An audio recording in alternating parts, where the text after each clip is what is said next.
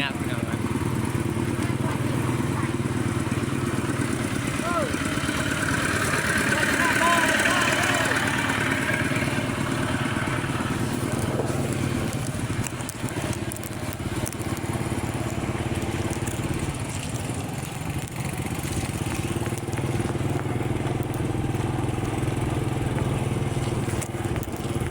ทางบ้านกระแชกพี่น้อง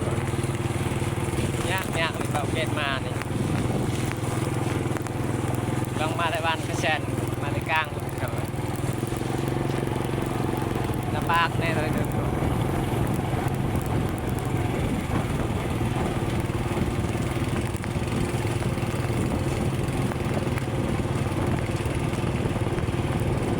ไปคู่มือพี่น้องก็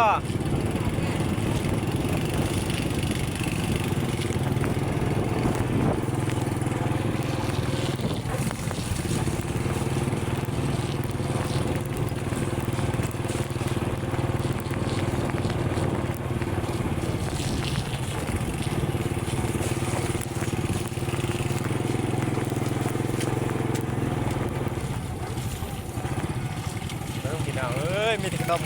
มาแต่กระแสนเลยไปหาเลาะซื้อเครื่องแต่บ่มีมื้อนี้เบิ่งเส้นทางก็ยากแน่หน่อยหนึงนี่ยังว่าใครแน่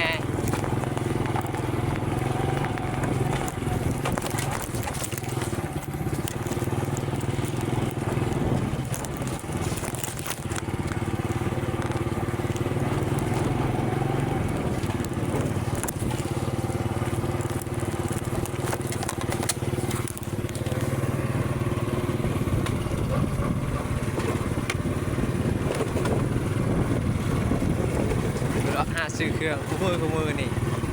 แต่เส้นทางกันลำบากเนาะแต่วันนี้ก็ไปกับเสียน้ำมันรถละ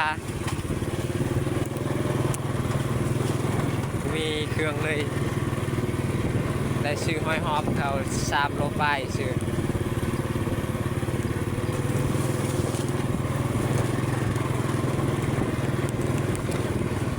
เบิ่งในเส้นทางขนาดทางแดงเลยพี่น้องเอ้ย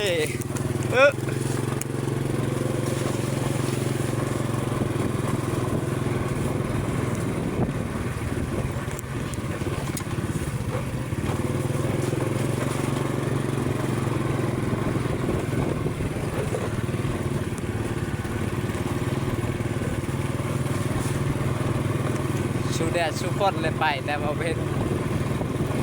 ได้เครื่องมาพี่น้องเนาะ